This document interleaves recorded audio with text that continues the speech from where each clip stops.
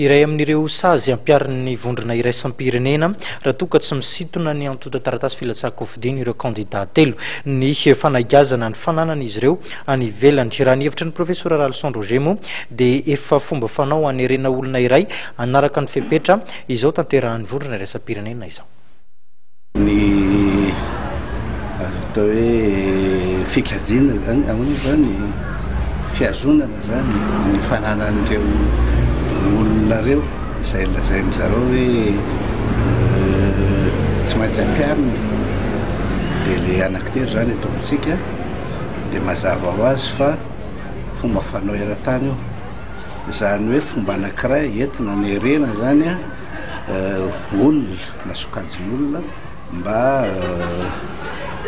anaraka ny fepetra apetraka reny firenena na vondrom-pirenena reny na vondrona fikambanana reny ka ny fiseho no mazava ho azy a raha ohatra moa manana petrabola ny velany na manana fanana petraka ny velany dia mazava ho azy fa zay zany a no ahafahandrareo manatanteraka an'io. Fa ohatra kosa moa tsy manana dia tsisy olana akory le izy fa le tsy fahafahanao mandeha n'le tany fotsiny karaha hoe takalony zay zany. Ka marina fa nisy tokoa fitenenana hoe hazonona ny fananan'izy ireo tsy azo hetsika zay le zavary moa fitenazy amin'ny teny vahiny hoe ianao zany tsy afaka mampiasa ninina mihitsy na ny volanao na ny fananao mipetraka aminy tsy afaka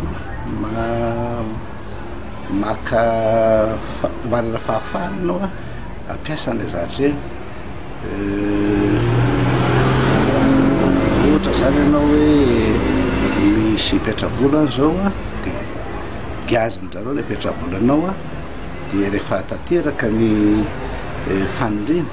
izay heveriny fa ara-dalàna amindry zareo izay mamany le